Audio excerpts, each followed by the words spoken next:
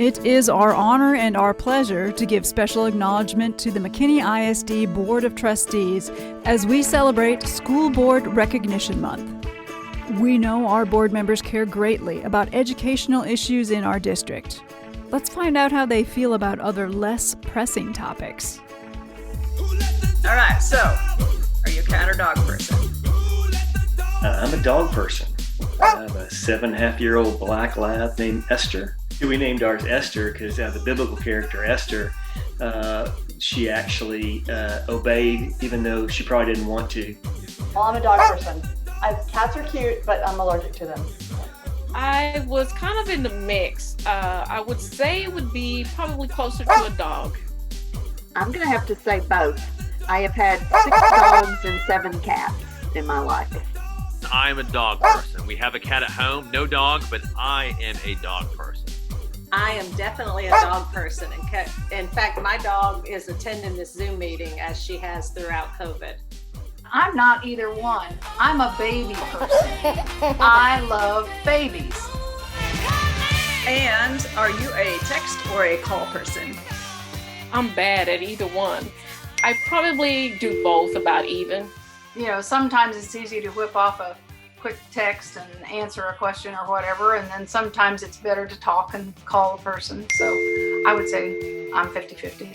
I text more often, mostly because my kids will answer a text.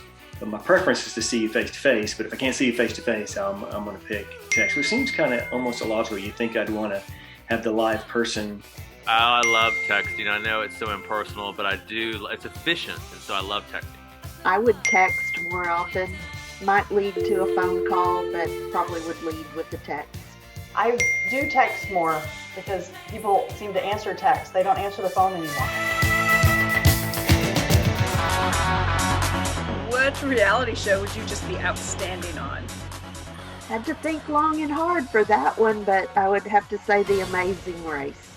I do think Amazing Race would be one that not just me specifically. I think it'd be a tag team between my wife and I would be great. I'm not sure I'd be great by myself, but I think as a team we'd be great. I feel I would be great on The Amazing Race. I've been telling my family this for years and years. I watch it all the time. I cannot talk a family member into signing up for The Amazing Race with me because they think I'd be horrible at it. So one would be The Masked Singer. I think I would do a phenomenal job as one of the outlandish costumes. The second one would be Amazing Race. Our family enjoys always watching it. I asked my family and they said, well, Trading Spaces, Mom, you could, redecorate someone's room or repaint someone's room and you do a good job at that. So, well, you know what? I've never watched one reality show, so I have no idea what the answer to that would be. I don't like reality shows, so I couldn't even tell you which ones are out there. I know what I see. I was like, change it. And I'll walk away if somebody's watching because I just don't like them. And who do you admire? Well, okay, and this is not me trying to kiss up to her, but I really admire my wife.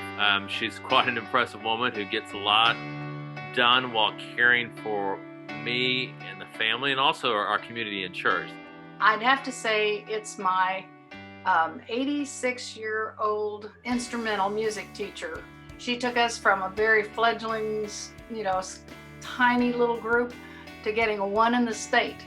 I don't have any particular person that I'm after except for my parents. I admire them and what they've gone through. I admire my fellow board members.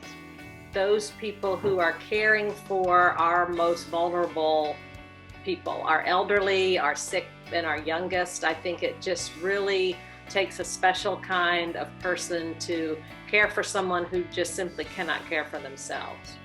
Especially in this time of the pandemic, you think about first responders or folks on the front lines who literally sacrificing time with their family, potentially putting themselves at risk. And I truly admire our principals and our teachers because of what they've been through this year, adapting and changing and having to be online and in person at the same time, and they've done it with a smile. The last several months have been challenging for everyone, and our Board of Trustees recognizes with great pride the hard work and sacrifices made by our district. Everybody from the superintendent down to the nurses and everybody else, we all have to do it in a different way. So I just can't say enough about our staff and how well they've managed, and I know they have to be about worn out. From our teachers' perspective, having to teach in a way they've never had to teach before, having to have this kind of duality.